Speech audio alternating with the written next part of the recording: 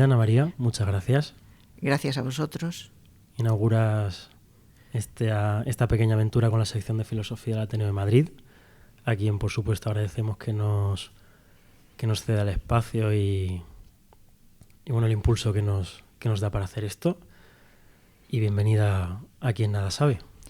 Muchas gracias. Mira, me das una especie de entrada que agradezco también, porque una de las cosas que yo creo que es importante que se digan, se resalten, se insista en ellas, es la valía de esta casa, de este Ateneo, que lleva tanto tiempo intentando hacer que los madrileños, pero los españoles en general, porque Madrid es una especie de crisol por el que pasa mucha gente. El rompeolas. Pues, sí, ese rompeolas y esa especie de cruce de caminos donde todo el mundo pertenece a un espacio común.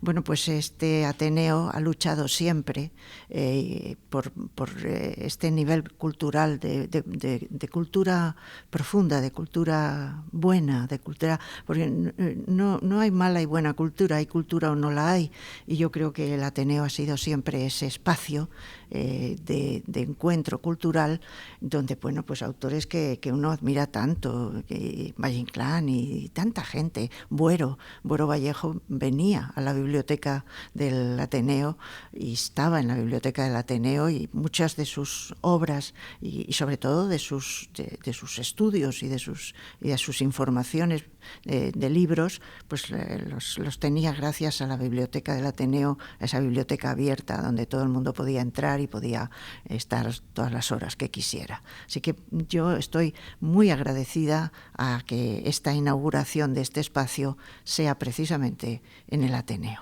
Además, si no me equivoco, es la segunda biblioteca más grande de España después de la Complutense. No me extraña, sí. Con volúmenes más raros, desde luego. Desde luego, sí, tiene unos volúmenes muy buenos desde el siglo XIX y claro, todo el XX. Entonces, bueno, aquí vienes a buscar y encuentras lo que a lo mejor no encontrabas en ningún otro sitio, con lo cual efectivamente es una especie de tesoro que tenemos que conservar y que valorar. Nosotros, al menos el tesoro para estar aquí, que ya motivo es de alegría para nosotros. Y antes hablabas de cultura. ¿Qué es cultura?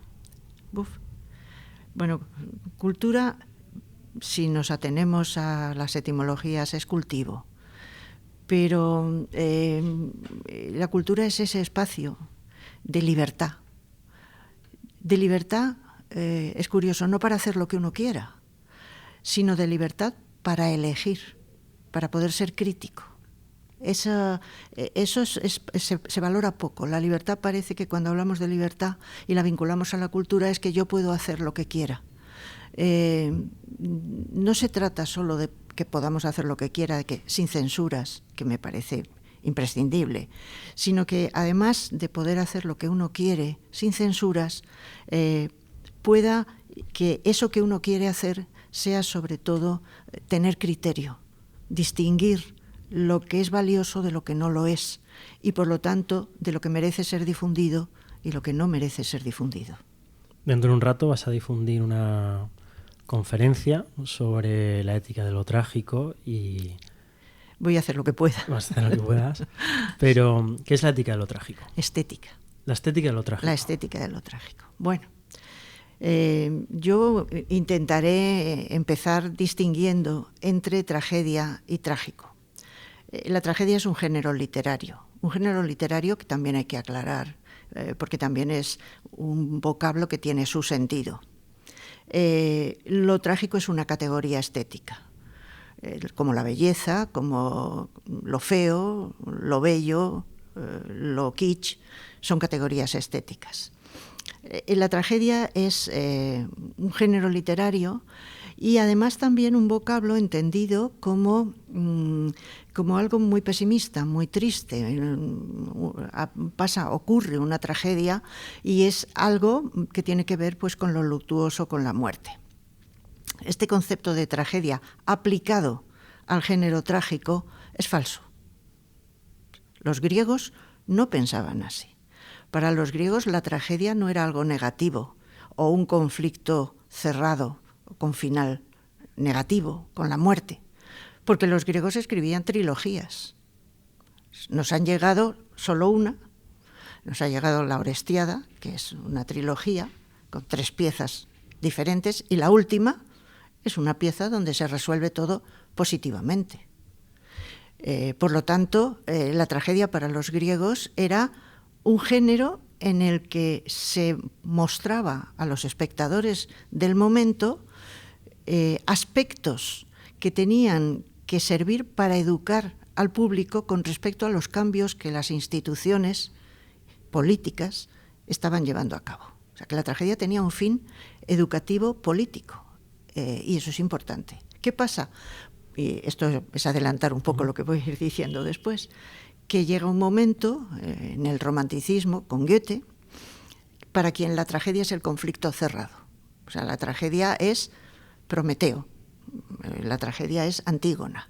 Antígona muere, Prometeo está atado a la piedra, y Goethe plantea que la tragedia es ese conflicto cerrado.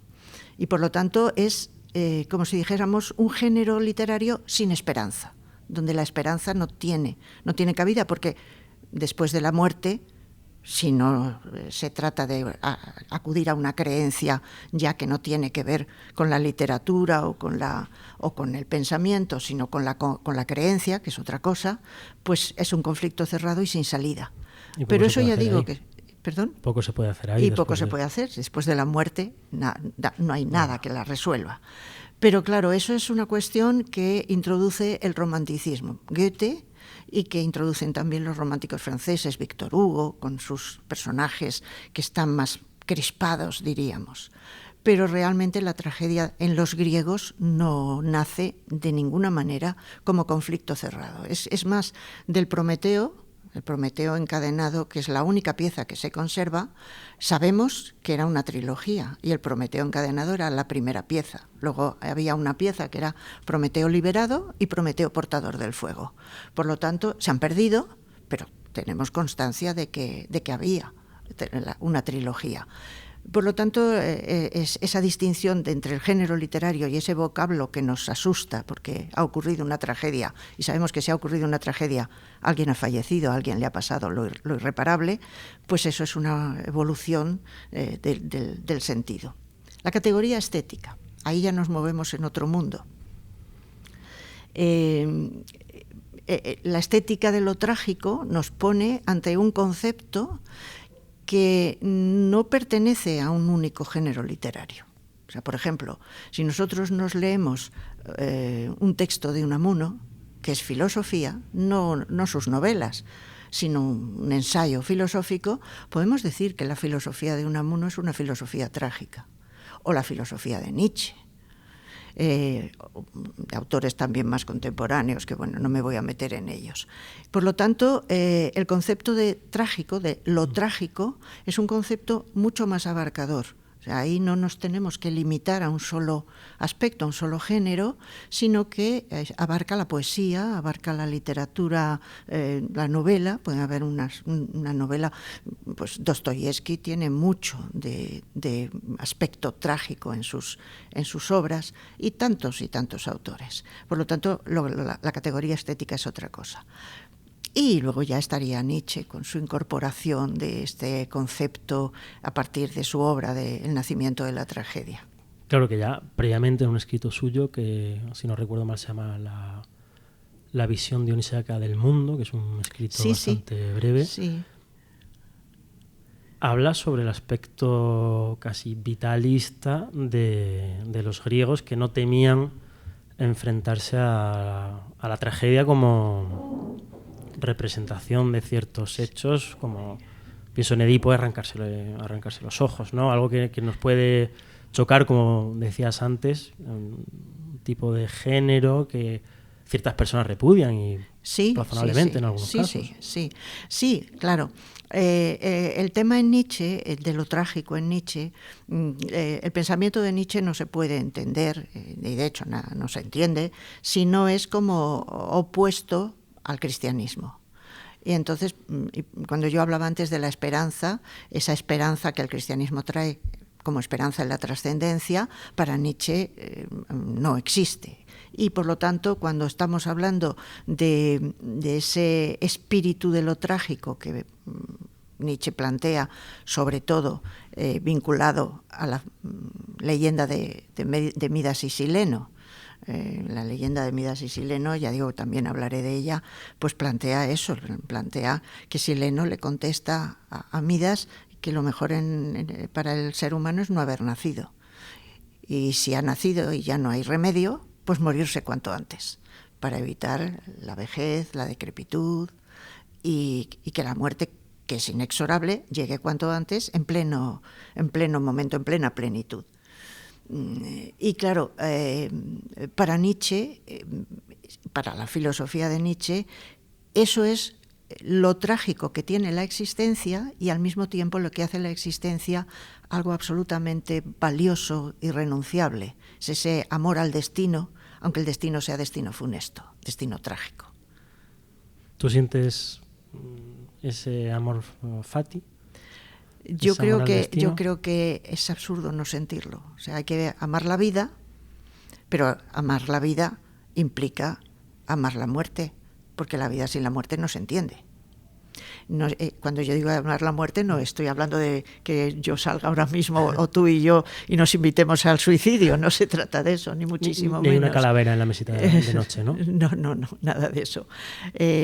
Pero sí amar el destino tal y como viene, tal y como es. O sea, no hay escape. Y por lo tanto, esa vida que para los griegos en los griegos tenían dos conceptos de vida, dos palabras.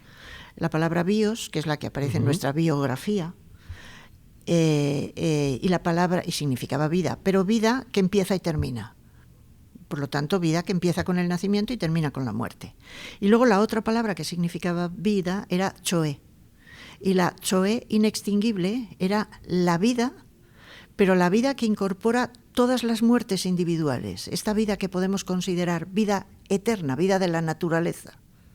Hoy en día hablar de vida de la naturaleza, cuando estamos con un cambio climático y estamos hablando todos de extinción, pues resulta que es un poco... Pero en el pensamiento de Nietzsche era eso, lo que los griegos valoraban, la choe inextinguible, la vida que aunque yo me muera, aunque tú te mueras, aunque nos muramos, siempre hay un reemplazo y por lo tanto la vida se retroalimenta a pesar de las muertes que incorpora, pues ese concepto de choe inextinguible es el concepto de asumir, y los griegos lo asumían, asumir que la vida es vida-muerte, vida individual y muerte individual, pero también vida eterna, no en el sentido trascendente, sino en el sentido de reemplazo permanente de unas individualidades por otras. Me parece un término precioso que no conocía. Es muy bonito, sí. ¿Te atreverías a traducirlo en una palabra? ¿O no sería posible en español? Es vida siempre con el añadido de vida, pero vida en cuanto inextinguible.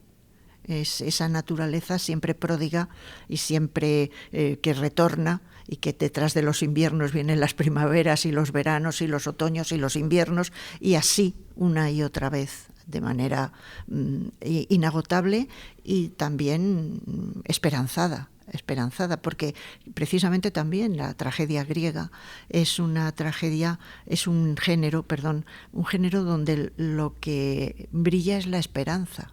O sea, cuando se habla de conflicto cerrado por la muerte como final, no se está entendiendo del todo, porque lo que late en el fondo de esos conflictos es esa esperanza de que ante el actuar humano algo puede cambiar, algo puede mejorar o empeorar, pero cambiar. Podemos decir que no vemos con los ojos adecuados la tragedia como género literario, quizá. Desde luego, yo en mi último libro, una de las cosas a las que vuelvo constantemente y a la que insto, he tenido durante mucho tiempo, me dedicaba a la enseñanza en la universidad, y una de las cosas que yo he querido transmitir es la necesidad de volver a los clásicos, y cuando digo los clásicos más remotos, al mito. porque lo que hay en el mito, lo que hay en la tragedia, es un conocimiento profundo del ser humano. Y conocimiento, y cuando hablo de conocimiento no estoy hablando solo de racionalidad, sino de una lógica que es una lógica también emocional, que es una lógica de los aciertos y de los errores, de una lógica que que presenta al ser humano en conflicto. El problema es elegir. O sea, todos sabemos esto es bueno y esto es malo, pero cuando me toca elegir, si lo que quiero es lo malo, pero resulta que tengo que elegir lo bueno. Ese es el conflicto de lo trágico, y el conflicto que acarrea, pues Antígona sabe perfectamente qué es lo que está bien de acuerdo con la ciudad y qué es lo que está bien de acuerdo con las leyes inscritas en el corazón de los seres humanos, las leyes de la piedad. Sabe perfectamente distinguir entre unas leyes y otras, y tiene que elegir. Esto me lleva a dos cosas. La primera, que es lo que comenta Nietzsche en El nacimiento de la tragedia, que es plantear a Sócrates como ese destructor del tiempo pasado en el que se valoraba, tal y como explicas, la tragedia. ¿Estás de acuerdo o eso no, harías algún matiz? en absoluto, pero me alegra muchísimo que me des esta oportunidad, porque si nosotros vamos al Fedro, el comienzo del Fedro, el Fedro es un diálogo muy complejo, un diálogo que abarca muchos aspectos, un diálogo que habla de la escritura, de los discursos, pero yo estoy hablando del comienzo, de los primeros. Sócrates y Fedro se encuentran. Hola, ¿cómo estás? Y Fedro le dice, oye, vamos a buscar algún sitio para hablar, porque vengo de un sitio donde han hablado de discursos. Sí, vamos a buscar un sitio con sombra y algo fresco. Y van a hablar. Y entonces Fedro le dice, mira, Sócrates, ¿no es por aquí por donde decían que raptaron a Oritia? Oritia es una ninfa. Porque aquí hay un altar dedicado a Bóreas, al tiempo del norte, al viento del norte. Y entonces Sócrates le dice, sí, eso dicen. ¿Qué opinas tú de los mitos? ¿Tú crees que esto es verdad? ¿Que Bóreas, el viento del norte, raptó a la ninfa? Y entonces Sócrates le dice, mira, si yo, como los que no creen en esto, hay una escuela entonces en Grecia, los ebemeristas, Ebemero era el director de la escuela, que intentaba racionalizar los mitos. O sea, estos son leyendas que se han convertido en cuestiones fabulosas, pero que han sido cosas reales. O sea, una chica con un grupo de amigas paseando por un acantilado y de repente se desequilibra y un golpe de viento la hace caer por el acantilado y muere. ¿Cómo se cuenta esto? La raptó el viento Bóreas porque se enamoró de ella y la raptó. Bueno, los mitos son cuestiones racionales, reales, que se han convertido en algo fabuloso. Dice, si yo, esto lo he explicado yo, no lo dice Sócrates. Sócrates dice, si yo, como los racionalistas, intentara dar una explicación a los mitos, perdería mucho tiempo. Porque es que hay tantos. Tendría que decir que los hipocentauros no eran de dónde han salido los hipocentauros, de dónde han salido las medusas, las górgonas. Todo eso me llevaría mucho tiempo. Y utiliza un verbo griego que significa, no lo voy a decir ahora, mandar a paseo los mitos. De ahí se ha interpretado, Sócrates no cree en el mito. Sócrates no cree en los mitos, está en contra de los mitos. Pero resulta que si sigues leyendo, porque claro, es muy cómodo cortar ahí y quedarse ahí. Pero si sigues leyendo, resulta que Sócrates está diciendo, si yo lo que tengo que hacer es obedecer al oráculo de Delfos, que es el oráculo de Delfos, más que un relato fabuloso donde la Pitia, por mandato de Apolo, está hablando a los que la consultan para comentarles su futuro o el futuro. Por lo tanto, Sócrates dice, yo lo que tengo que hacer es lo que me manda Apolo, lo que me manda el oráculo de Delfos. O sea, mando a paseo los mitos, pero lo que tengo que hacer es obedecer al mito. Y entonces da la clave de lo que es el mito, Sócrates. Dice, tengo que hacer conocerme a mí mismo, intentar conocerme a mí mismo, qué es lo que me manda el oráculo, y saber si soy un personaje tan bestial, tan terrible como Tifón. Tifón era un monstruo que era la personificación de un volcán que arrojaba fuego. Si soy un monstruo tan terrible como Tifón, ¿o qué tipo de criatura soy?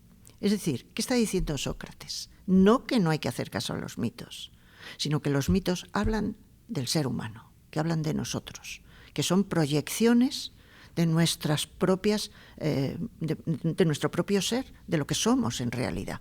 Por eso, volver a los mitos es siempre la manera de aprender sobre la naturaleza humana. Los mitos son relatos donde se habla pues de la envidia, de los celos, de la crueldad, de la belleza. Cada uno de los mitos relata, cuenta una historia, pero es una historia que se cuenta una y otra y otra y otra vez hasta que se transforma en lo que nos encontramos, la historia de Helena en la Ilíada y Juicio a una zorra en los teatros del Canal. O sea, tenemos la misma, no la misma perspectiva, sino la misma naturaleza enfrentándose a sus preguntas más radicales: quién soy, cómo somos, cómo nos comportamos, qué hacemos, cómo debemos comportarnos. Nos seguimos contando las mismas historias, pero con ojos distintos, en épocas distintas. Claro, porque y cada sociedad, pero además siempre los mitos han sido, la esencia del mito es recontarse, y la tragedia lo que utilizaba era el mito para contarlo de otra manera. ¿Algún mito que sienta que le cuenta a usted particularmente? A mí me cuentan todos, aquí no acabaríamos. No, me cuentan todos. Por supuesto, Edipo, el relato, la saga de Edipo, es los Argonautas, Pentesilea. No, son todos los mitos. Me parece que cada uno son relatos fabulosos, fascinantes, absolutamente apasionantes para los jóvenes, para los no tan jóvenes, para los que volvemos a los mitos siempre. Yo no quiero decir que son las raíces de la cultura, porque en una cultura global como la que estamos no se trata de que a un estudiante que acaba de venir de Dubái o que acaba de venir de Hong Kong, su cultura, las raíces de su cultura sea Edipo Rey. No se trata de eso. Se trata de que en Edipo Rey aprende y encuentra en ese relato aspectos de la naturaleza humana que le conciernen, no de la mía sino de aspectos que conciernen a los seres humanos. ¿Algún mito moderno? Bueno, yo creo que los mitos no son modernos. No hay, no. Cuando dice Marilyn es un mito, no, mire usted. No. A Marilyn es un producto del espectáculo, con toda la importancia que se le pueda conceder a un determinado personaje de nuestras épocas. Pero los mitos los define Aristóteles muy claramente. Dice que el mito es relato y que es el contenido de la tragedia, pero porque la tragedia se ocupa de seres excepcionales. O sea, el mito es siempre algo que para contarse tiene uno que empezar por érase una vez. Por lo tanto, ese érase una vez ha descontextualizado, ha puesto en un tiempo que es otro, que no es nuestro tiempo, esos acontecimientos. Esto me da pie a hablar de una cosa que me gusta mucho, que puede sonar frívolo, pero es el western. Eras una vez. Sí. ¿Podría ser el oeste de alguna manera para una sociedad? Es un género literario, la novela del oeste, como la novela negra. ¿Son mitos estos? Quiero decir, una novela negra ahora como... A mí no me gusta utilizar ahí la palabra mito, porque me parece que es confundir las cosas. A mí me parece que es un género literario y que, el árbol del ahorcado no nos presenta ahí un mito, nos presenta un relato, una novela, y es que la novela tiene su función, es un género, pero el mito es otra cosa. El mito es relato de seres fabulosos y que pertenecen a un espacio-tiempo otro del que estamos fuera y de seres excepcionales. Entonces no me parece que sea ningún ser excepcional a estos a los que les colgamos la denominación de mitos. Hay un relato que en psicoanálisis ha dejado muy cerca del mito, porque es un relato muy de Orígenes, que es Superman. Pero, ¿en qué sentido? Pues en el sentido de que Superman tiene todas las características de ese relato de Orígenes, de un Superman es el hijo de unos padres estelares, maravillosos, y de un niño abandonado, y que tiene unos padres aquí pobrecitos, muy normalitos. Pues es un padre rural y una madre ama de casa. Eso es una especie de novela que, según el psicoanálisis freudiano, nos contamos todos al nacer. Y entonces ese mito, ahí podríamos incluso, pero precisamente por eso, porque se trata de un relato de seres excepcionales, y en ese sentido, es en el único sentido en el que yo daría permiso para utilizar con muchas restricciones la palabra mito. Ana María, ¿tú eres profesor de universidad en la Complutense, aún en activo? No, estoy jubilada. ¿Cuánto tiempo has sido profesora? Pues mira, 40 años he sido profesora. Empecé siendo profesora ayudante y teniendo muy pocos seminarios solamente a mi cargo, y a partir del año 84 ya tuve mis cursos a mi cargo, mis doctorandos a mi cargo, de los que todavía conservo muchos amigos, y me siento muy orgullosa. ¿Cómo ha sido esta experiencia? ¿Cómo es ser profesora, además de la Universidad Complutense de Madrid? Bueno, luces y sombras. Vamos a decir que ha tenido sus luces y sus sombras. Que el ser profesor es un trabajo duro, pero muy gratificante, muy gratificante. O sea, nos quejamos siempre. Y nos quejamos sobre todo cuando nos dicen que tenemos 3 meses de vacaciones y todas esas cosas. ¿Y es cierto? Yo no he tenido 3 meses de vacaciones en mi vida. Yo me he operado en vacaciones.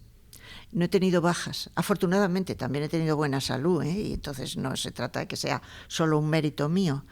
Pero no he tenido bajas. He tenido momentos muy duros con familiares muy enfermos, y he tenido que compatibilizar, y lo he podido hacer. También he tenido buenos compañeros que me han ayudado, y también los he tenido muy malos. O sea, un trabajo. El ser profesor es un trabajo, y por eso cuando digo luces y sombras, pues es de todo. ¿Crees que de alguna manera la universidad, al menos hoy, le da la espalda al mundo, a la sociedad, o está en algún sentido una suerte de Torre de Babel? Yo creo que no. Yo creo, vamos a ver, una cosa son lo que podemos llamar la maquinaria académica, con sus autoridades, sus luchas de poder, sus luchas políticas, que eso lo ha habido siempre y es negativo, indudablemente. Eso no nos puede gustar a nadie. Yo creo que ni siquiera a los que las protagonizan. Pero luego estamos en un espacio joven, y si no tenemos esperanza en los jóvenes, ¿en qué vamos a tener esperanza? Hay que tener esperanza en los jóvenes. Los jóvenes, dicho así, es una cosa muy indiferenciada. Hay de todo. Pero hay una cosa, por ejemplo, que yo veo ahora mal, que está mal, por lo menos con respecto a lo que es las facultades y las enseñanzas de filosofía. Perdón. Y es que está muy atomizado. O sea, una de las ventajas enormes que tiene la universidad es que el que está haciendo primero y el que está haciendo cuarto se encuentran en el bar. Y el que está haciendo derecho, pero viene a las clases de filosofía, o el que está haciendo historia y se va a las clases de derecho, se encuentran en el bar. En el momento en que eso se atomiza y cada facultad está dispersa y de manera incomunicable, lo que tenemos es que se ha perdido esa universalidad del conocimiento, que en el fondo es lo que fecunda en la universidad. En la universidad las clases son muy interesantes, pero tú que vas a la universidad sabes que en el bar te encuentras con tus colegas y que tus colegas te dicen, pues acabo de leer el libro de... He aprendido más en la puerta después de clase o antes que dentro, con todo el respeto. Claro, sí, debatiendo, y porque a veces uno pues está con un profesor que puede ser muy bueno, pero a uno le aburre, porque todos, para los gustos se han hecho los colores. Entonces, yo la primera, todos somos buenísimos profesores, todos, yo la primera. Pero todos hemos aburrido horrores, yo la primera. Con lo cual, este espacio de aburrimiento, pues lo cubre el colega que te dice, no, pero no vayas a esa clase, tú vente que yo tengo aquí un libro, mira, tú lo conoces. Y eso es universidad. Se me ocurre un opúsculo que pueda ser apología del colega de universidad. Por supuesto, la apología del encuentro. La apología del encuentro. ¿Cuáles son tus maestros? Uy, mis maestros. Yo he tenido, tengo que decirlo, ¿no? Yo he tenido un momento muy malo. Yo empecé la carrera en plena dictadura. En plena dictadura, cuando la dictadura se estaba acabando. Los grises corrían detrás de casi todo el mundo. Yo no, porque estaba trabajando y no podía quedarme a las manifestaciones, tenía que irme a trabajar. Hice la carrera trabajando. Pero el momento era muy malo. En una universidad tomista no se explicaba Santo Tomás. Había, pues eso, una censura grande. Y yo hablo con colegas míos de aquella época, amigas y amigos, y prácticamente hemos sido todos autodidactas. Luego yo tuve suerte, yo me puse a trabajar en la Organización Nacional de Ciegos y caí en una sección que era la sección de cultura, ese de cultivo que hemos hablado antes, de encuentro intelectual, donde había pues licenciados en filosofía. En filosofía, precisamente. Yo no había dejado la carrera. Vamos, no había siquiera empezado porque no sabía qué hacer. Y cuando yo encontré allí un seminario permanente, que venía alguien y decía, ¿habéis visto la de Marcuse? ¿Habéis leído Triunfo? ¿Sabéis qué Cuadernos para el Diálogo saca?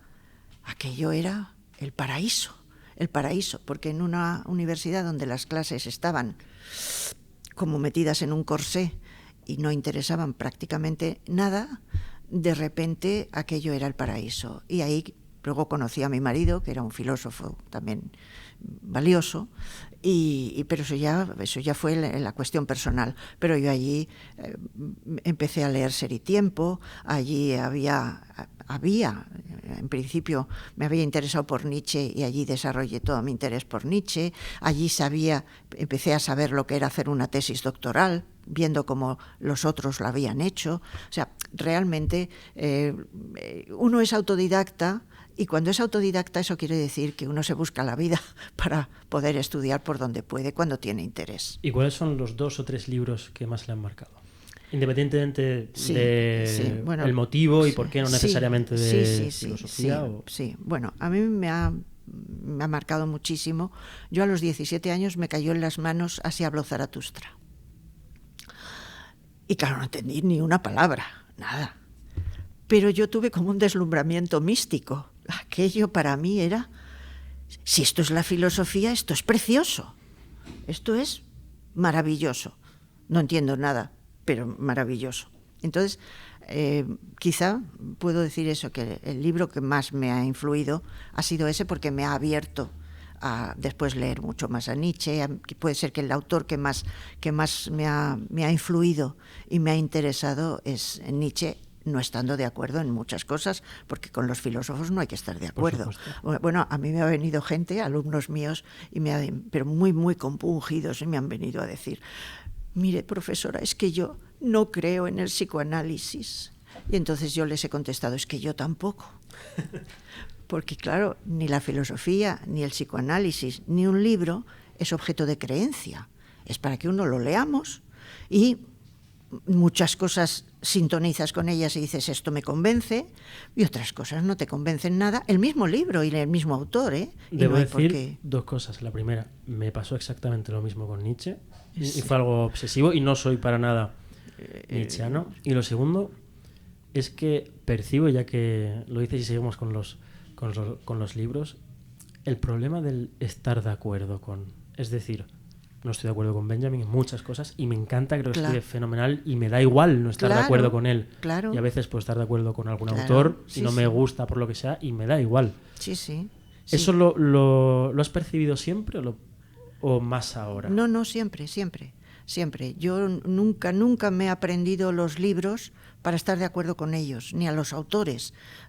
Yo hay autores con los que no me tomaría un café, y en cambio los he explicado en clase y me han servido muchísimo y he aprendido muchísimo con ellos, pero no me tomaría un café con ellos porque ni son mis amigos, ni sintonizo, ni tengo por qué, porque la filosofía no es materia de fe. Es materia de conocimiento, de crítica, de reflexión. La fe la tenemos que dejar para otros espacios. A eso iba, que creo que no me he expresado bien. Me refiero al hecho de que quizá vivimos en un momento de, incluso la facultad, en cualesquiera, filosofía de camiseta, es decir, el marxista o el hegeliano o el... Sostengo que más o menos pasa esto en la actualidad y no sé si en la facultad había este... ¿Es algo general? Eso ha pasado siempre, eso ha pasado siempre. Sí, es filosofía de hooligan, pero yo creo que la gente tiene derecho a escribirse, lo mismo que tiene derecho a ser del Madrid o ser del Atleti, pues tiene derecho a ser heideggeriano o marxista o de donde quiera. Para mí la filosofía no es eso, para mí la filosofía es una manera de aprender a vivir, pero de aprender a vivir conociéndome, peleándome conmigo misma, peleándome con los libros, y una manera de crecer, o sea, una manera de que... Y cuando digo crecer no digo para bien, o sea, no, yo creo que la filosofía no nos hace mejores, la filosofía nos hace más, que es diferente, ¿eh? Es diferente, ni nos hacen... Porque una de las sociedades más, la sociedad más culta de Europa, pues trajo el Holocausto, con lo cual la cultura no nos hace buenos, estamos equivocados, o el conocimiento no nos hace buenos, nos permite elegir, eso sí. Nos da libertad. Nos da libertad, tampoco libertad, nos da crítica, o sea, nos da crítica, nos permite, pues eso, que sabemos o no sabemos elegir. Y el otro libro, que no quiero que se me olvide. Bueno, por supuesto, los libros de mi marido, que es un autor poco conocido, Enrique Pajón, pero que ha escrito libros de filosofía, El ser y el hombre, El ser y la libertad, Ser y pensar, y que me han hecho pues aprender muchísimo a su lado. Y luego un profesor de la Universidad de Puerto Rico, un profesor austríaco, judío, víctima del Holocausto, que pudo refugiarse en Puerto Rico y que escribió unos libros de estética maravillosos que me descubrieron también, pues no digo tanto como Nietzsche, pero casi. Esos han sido mis libros de cabecera. ¿Y cuál es el título de ese? Los nuevos sofistas, la subversión cultural de Nietzsche a Beckett.